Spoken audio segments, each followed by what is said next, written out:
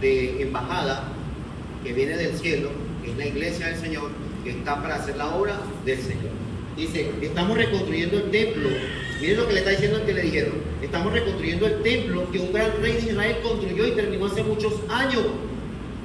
Pero nuestros antepasados hicieron enojar al Dios del cielo, por eso Dios lo entregó a Nabucodonosor. Le está diciendo que cuando Nabucodonosor lo tenía cautivo, era porque ellos habían hecho ¿qué? Lo malo, y no es mentira. Pero obviamente había que salido del exiliado. ¿Por qué? Porque iban a servir a quién? Al Señor. Se animaron a servir al Señor. Dice, el rey de Babilonia, quien destruyó este templo y los llevó prisionero a Babilonia. Pero en el primer año del reinado de Ciro en Babilonia, el rey Ciro hizo un decreto especial. Miren, ya esto no es lo que está diciendo ellos. Viene el acontecimiento, miren. Pero en el primer año del reinado de Ciro en Babilonia, el rey Ciro hizo un decreto especial para permitir que el templo de Dios fuera construido.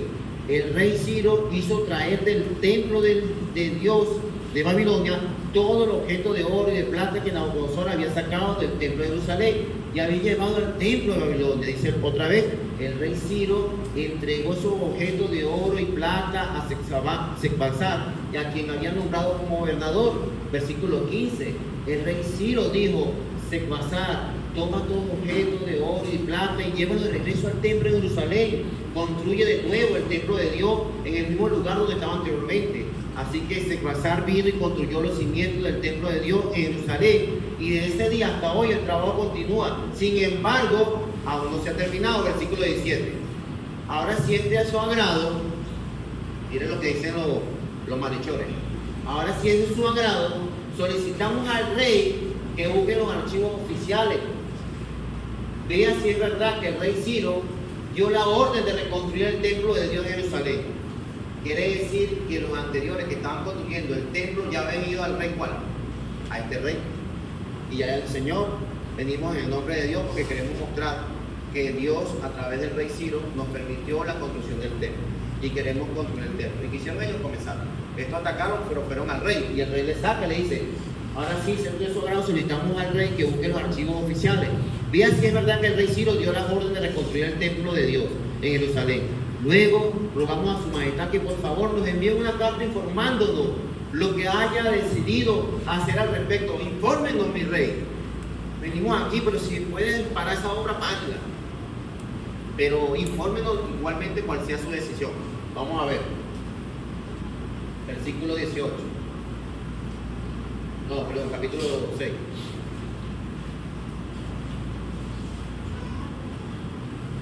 Así que el rey Darío dio la orden de buscar ¿qué? Este es un pleito. Los que querían que se construyeran la obra del Señor y los que no querían que se construyeran la obra del Señor. Mejor dicho, vamos a verlo de otra manera de lo que tiene que ver con Ageo. Los que están animando, los que están animados y los que están desanimados. Y los que están desanimados quieren desanimar a los que están animados. Un trabalero. Como dice el mundo, ni lava ni presta la bandera. Aquí está, dice, así que el rey Darío dio la orden de buscar en los archivos que se conservaban en la tesorería de Babilonia, en la fortaleza de Ecbatana, ubicada en la provincia de Media. Encontraron un pergamino que decía nota oficial. Por fin encontraron el pergamino. Listo. Este es un juicio. Ahora sí, vamos a tomar la decisión en base a esto. Miren lo que decía. Ciro dictó este decreto acerca del templo de Dios en Jerusalén durante el primer año de su reinado: que se construya un templo para ofrecer sacrificio y que se sienta sin base. El lugar debe tener, y aquí viene la estructura. Lleguen. El lugar debe tener, que se construya un templo para ofrecer sacrificio y que se sienta en su base. El lugar debe tener 27 metros de alto por 26 metros de ancho. La pared que lo rodee debe tener 3 hileras de piedra grande y una hilera de viga grande de madera. El costo de la construcción del templo debe ser pagado de la tesorería del rey. Viene el objeto de oro, versículo 6. Después de leer el pergamino, el rey Darío dio esta orden ¿a quién? ¿Quién era Tatenai? El gobernador. Gobernador de la provincia al occidente del río Éufrates, a Setar-Boznai y a todos los funcionarios que viven en esa provincia. ¿Qué le dice? Aléjense de Jerusalén. Aléjense de ellos. Ustedes no conocen el Dios que está con ellos. Aléjense. No molesten a los trabajadores ni traten de tener el trabajo en el templo de Dios. Hermano, si no quieres ayudar en el templo de Dios, esto lo dice yo. Y habla del templo de su iglesia.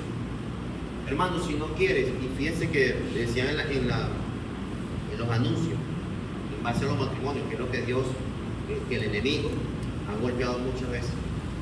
Que hablamos ayer, el día de ayer, de lo horrible, de lo espantoso que se ha vivido últimamente, de asuntos en los matrimonios, de conducta de las esposas. Horrible. De palabras que ni creo que el peor mundano del mundo pudiera decir.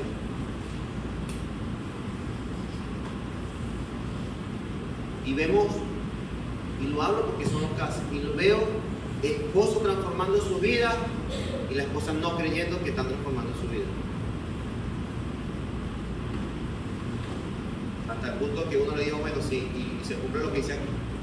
Si no me quieres ayudar, aléjate. Porque se trata de creer en el poder de Dios. Se trata de creer en lo que Dios puede hacer en nuestra vida, en nuestro matrimonio, en nuestro hogar. ¿Hasta cuándo vamos a estar como estas personas? Buscando archivos. Busca el archivo porque me hizo esto. Y búscalo porque también me hizo esto. Ese no cambia. Ese no va a cambiar jamás. No va a cambiar jamás, eres tú que estás actuando por esos archivos.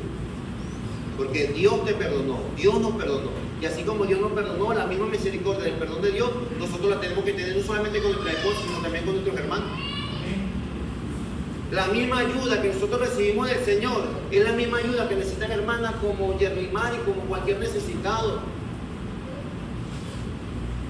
Porque si Dios nos bendice, no podemos bendecir a otros. Les dice, mire, no molesten a los trabajadores ni traten de tener un trabajo en el templo de Dios. Dejen que el gobernador judío y los líderes judíos lo reconstruyan en el mismo lugar en el que estaba antes. Esto es lo que les ordeno que hagan para los líderes judíos que están reconstruyendo el templo de Dios. El costo de la construcción debe ser pagado y aquí viene todo el resumen. Pero ¿qué le dice ellos? Ni lo molesten. Ni lo molesten.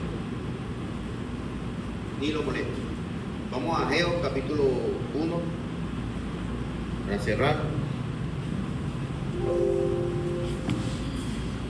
En el capítulo 7 muestra la construcción del templo. Vamos a Ageo, dice, versículo 4. Dice, pero si es el momento para que ustedes vivan en casa finalmente terminada, mientras que la casa del Señor está en ruina. Ahora pues dice el Señor Todopoderoso, piensen bien lo que están haciendo. Miren lo que dice aquí.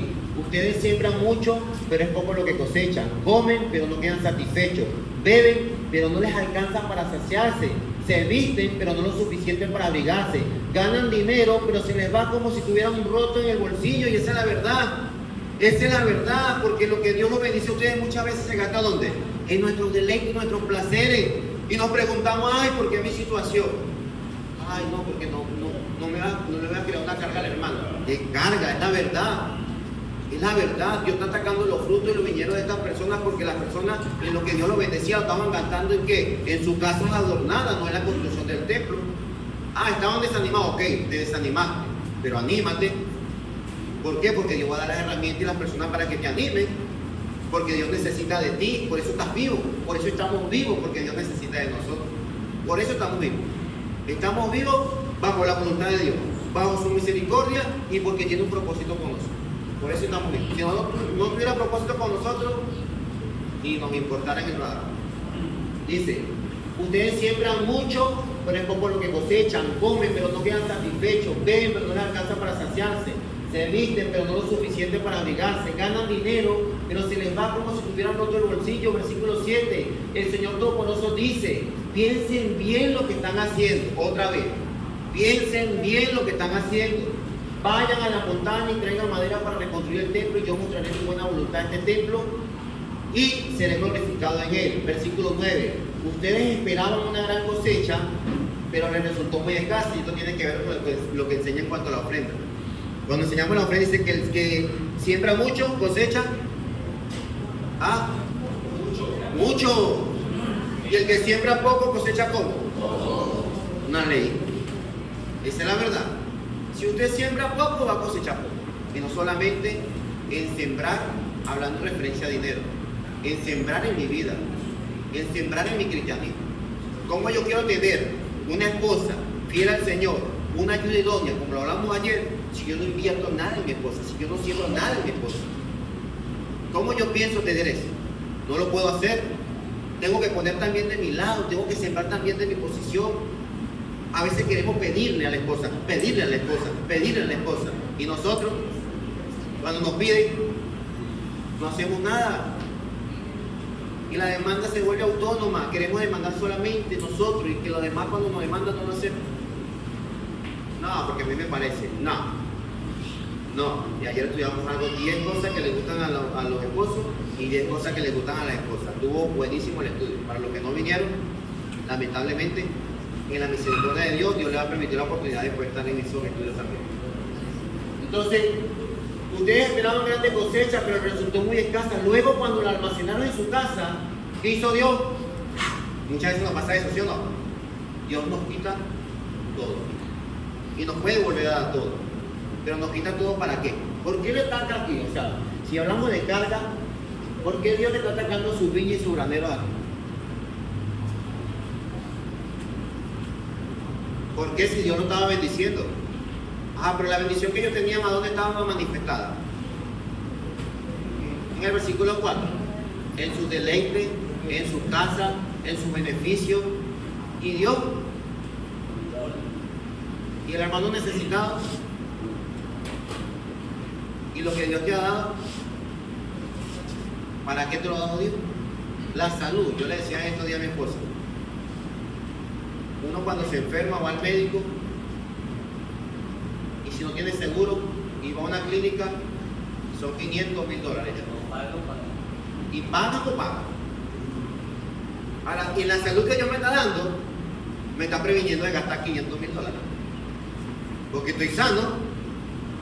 Voy a un CDI, los medicamentos, no voy a gastar en medicamentos. Ahora, si Dios me dio salud y no tengo que gastar en medicamentos y puedo sacar para un medicamento, porque no lo saco para el que lo necesita. Porque tengo que esperar que me enferme yo para ahí sí sacar. Porque somos egoístas. Somos egoístas para Dios. Esa es la verdad. El egoísmo como bacteria nos hace que nos volvamos, no quiero decir la palabra, voy a decir tacaños espirituales. Y Dios nos bendice por eso, mire como la ataca. Cuando almacenaron su casa, yo soplé y hice que se acabara rápido. ¿Por qué? ¿Por qué lo hace Dios? Pues mi casa está en ruina, mientras ustedes se dedican a la suya, dice el Señor Todopoderoso. Y no vamos a hablar de la parte de manera, en los tiempos, desde allá. ¿Cómo sería una aplicación hoy en día?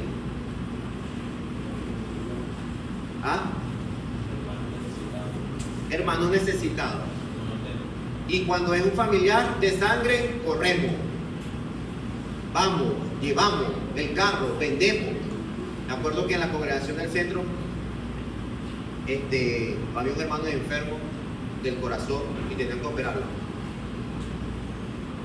Y era una operación, yo lo llevé varias veces a él, ahí estaba la cuestión de cardiología por el paseo los trillanos, y yo lo veía que no respiraba y no respiraba. El hermano enfermo del corazón, no había los recursos, habían casi 500 miembros en la congregación. 500 miembros en la congregación. A lo último salió un hermano que lo dijo que vendía su carro, pero al otro día murió el hermano. Murió el hermano, esa es la verdad. No hubo opción. ¿Por qué no duele? Pues una situación, ahí está mi carro, pero que el hermano se opere, que la hermana se opere. Vamos a esperar que pase algo peor para que después la hermana muera y ahí sí vamos a decir, yo hubiera dado todo. ¿Cuál todo? El tiempo es hoy, ahorita. Ahorita vamos a ofrendar al Señor. ¿Por qué vamos a ofrendar al Señor? Porque le vamos a dar a través de privilegio gracias y acción de gracias al Señor por todo lo que ha hecho por nosotros. Esa es la verdad, mira, aquí está. Ustedes se dedicaron a la casa suya, dice el Señor Todopoderoso. Debido a eso, el cielo ha retenido la lluvia y la tierra y su fruto. Por eso he determinado que haya sequía sobre la tierra, las montañas, el trigo, la viña, el aceite, sobre todo lo que la tierra produce, sobre la gente, los animales y sobre todo su trabajo. Ah, la sequía la mandaste en el trabajo. ¿Dónde está atacando? O sea, le está haciendo entender al pueblo y le está ratificando que están así y la situación en su trabajo, en su viñedo y la sequía es porque ellos estaban dedicados a qué? ¿A qué estaban dedicados? ¿A la casa del Señor? No, a la casa de nosotros mismos. No a la casa del Señor. Es la verdad, hermana. ¿Cuántos te han visitado esta semana? Varios, ¿verdad? Pero no todos, ¿verdad? ¿Dónde están los que no lo han visitado? ¿Qué estás esperando? ¿Que se enferme un hijo? Para decir, bueno, este sí es mi hijo, a este sí lo voy a visitar. Ahí está la hermana, el amor al prójimo. Los hermanos de tercera edad. No, tiene que ir el hermano encargado de benevolencia a visitarlo, porque sale compete al benevolencia. Él es encargado porque lleva los medicamentos y tiene un grupo de hermanos colaboradores, pero esa disposición y ese hacer es de todo, es parte de todo. En las buenas sí, no, hermano, y en las malas, en las situaciones como esta. Dios atacó, mire, dice, entonces Zorobabel, hijo de Salatiel, el sumo sacerdote Josué, hijo de Josadá y el resto del pueblo, obedecieron lo que dijo el Señor su Dios, o sea, lo que el Señor había dicho por medio del profeta. No lo van a obedecer. Si yo le está diciendo, mira, no van a tener más siembra, el dinero que agarre es como que si tuviera un agujero en el bolsillo, le voy a dar sequía, no va a haber más lluvia, no van a poder sembrar. ¿Lo entiende? ¿Quién no entiende así?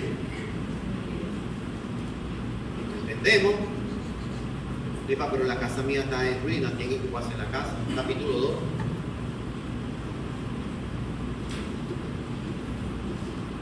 Versículo 14. Dice, el Señor le dio ánimo a Zorobabel, hijo de Salatiel, gobernador. ¿Qué le dio? Ánimo. A José, hijo de Josadá, sumo sacerdote, y a todo el pueblo para que emprendieran la obra. Empezaron a trabajar en la construcción del templo del Señor Dios Todopoderoso. Capítulo 2. Cerramos con él, capítulo 2. El día 21 del séptimo mes, el Señor dijo por medio del profeta Ageo, dile a Zorobabel, hijo de Salatiel, gobernador de Judá, y a Josué, hijo de Josadá, sumo sacerdote, y al resto del pueblo, miren lo que dice, ¿eran todavía entre ustedes algunos que alcanzaron a ver el templo antes en su época de esplendor? ¿Y cómo lo ven ahora? O sea, como que si ustedes vieron el templo antes como estaba, y miren cómo lo ven ahora. ¿Sienten algún remordimiento? ¿Sienten algo, por lo menos? Dicen, ¿y cómo lo ven ahora? No es algo insignificante. Pero el Señor dice, miren lo que dice el Señor. Miren lo que el Señor nos dice hoy, iglesia.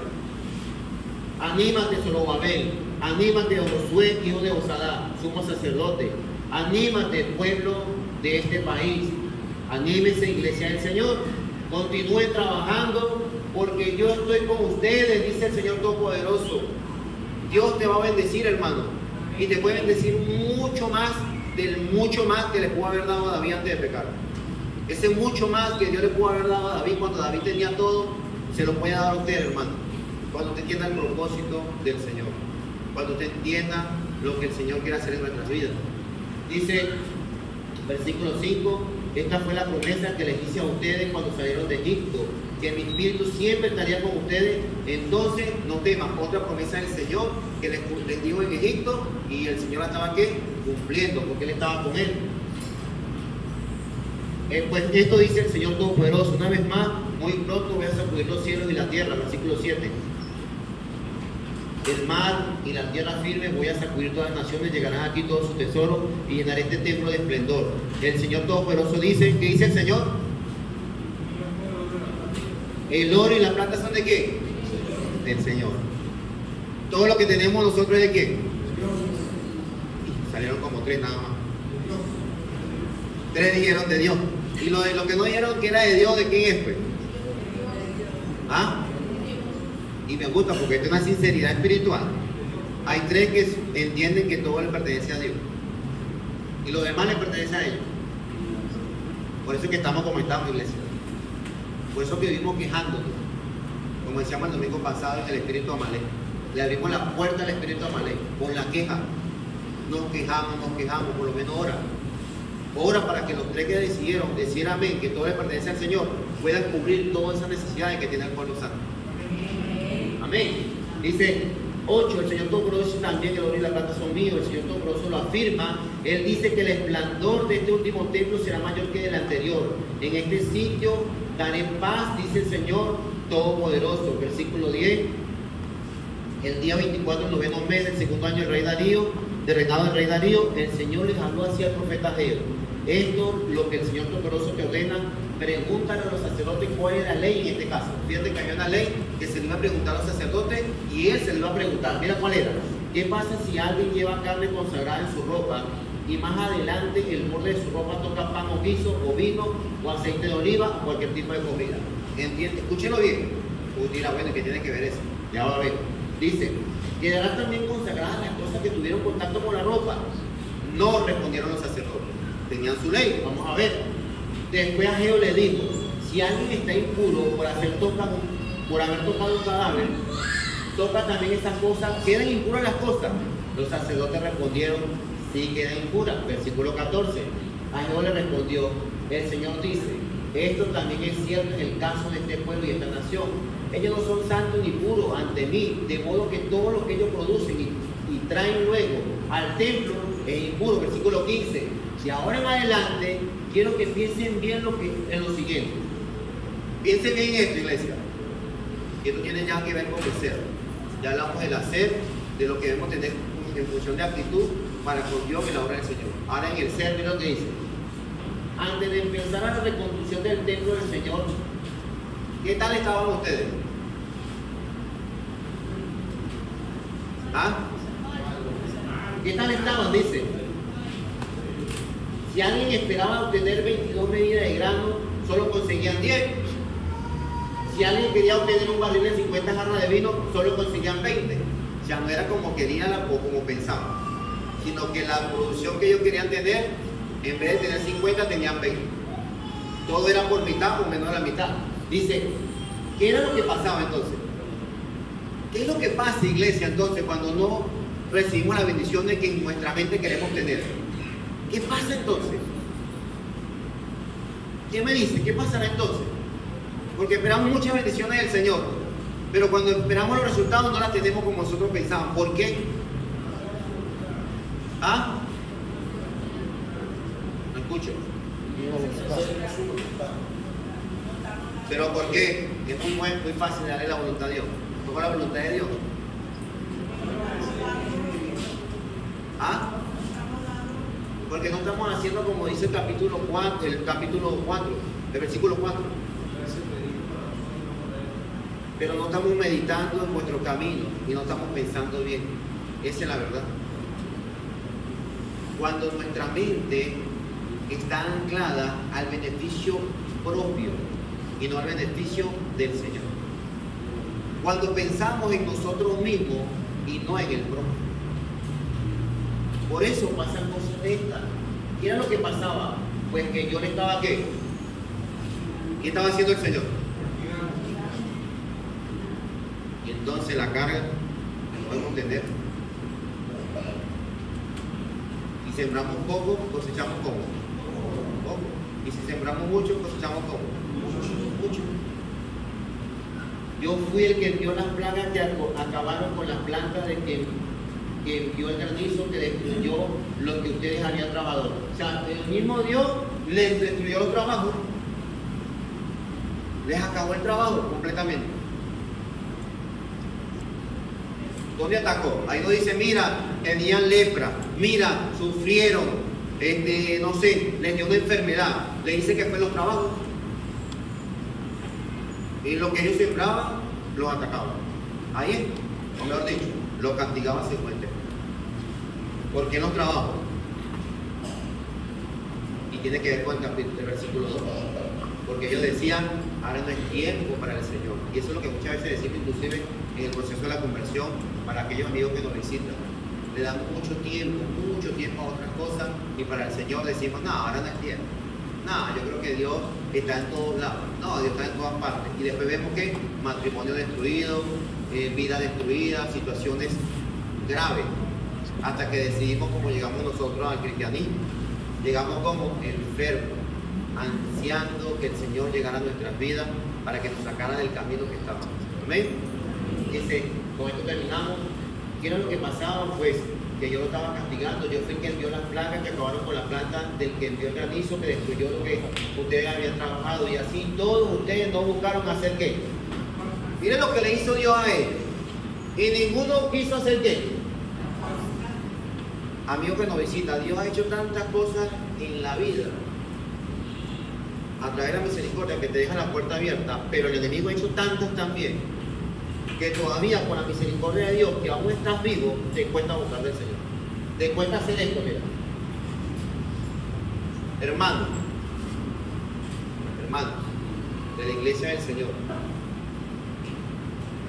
Dios en su misericordia nos da tiempo todavía para enfatizar y enfocarnos en lo que Ageo quiere transmitir al pueblo hoy en día. Meditad en vuestro camino, pensar bien las cosas, por qué están pasando. Hacer esto con el Señor. Y así todos ustedes no buscaron hacer las paces conmigo. Así que, versículo 18, así que de hoy en adelante, fíjense bien en lo que va a ocurrir. Hoy, el día 24 del noveno mes, ustedes han echado los cimientos del templo. Versículo 19, ya no hay más semillas en el granero porque están ya sembradas las vides, las higueras, los granados y los olivos, ya no darán malas cosechas. Ya el Señor está diciendo, como entendieron, voy a bendecir. Ya los voy a bendecir. Ya no darán malas cosechas. De ahora en adelante, cuando cambiamos nuestro pensamiento, cuando cambiamos nuestro camino, cuando entendemos el propósito de Dios, cuando nos preocupamos por el prójimo, cuando le damos a Dios lo que le pertenece, ¿qué va a hacer Dios? Aquí nos va a bendecir. Nos va a bendecir con buena cosecha. Nos va a bendecir con matrimonios estables. Nos va a bendecir con hijos estables. Nos va a bendecir con hogares estables. Eso lo va a hacer el Señor. Medita en vuestro camino, iglesia. Dice, el Señor habló por segunda vez a Ageo el mismo día, 24 del mes. Ve a ver a Zorobabel, gobernador de Judá, y dile, voy a sacudir los cielos y la tierra, a derribar tronos de naciones, a acabar con la fuerza de los reyes de la nación, y a buscar carros de combate, y a los que lo manejan, caballos y jinetes caerán, y los jinetes se matarán unos a otros a espada. Versículo 23, ese día el Señor Todopoderoso te tomaré a ti, Zorobabel, hijo de Salatiel, tú eres mi siervo, dice el Señor, y te haré mi anillo de sellar, porque yo te elegí. El Señor Todopoderoso afirma todo eso. Hermano, el Señor nos quiere bendecir.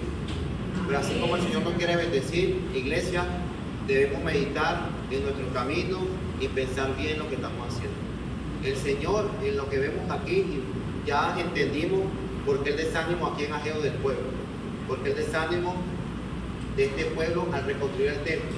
Ya entendemos cuáles fueron los ataques que tuvieron. Ya vemos cómo Extra nos explica a nosotros que había un rey que quería trabajar, o mejor dicho, estaba siendo utilizado por Dios para que se terminara el templo con el propósito que Dios quería. Ahora, ¿a quién va a utilizar hoy Dios?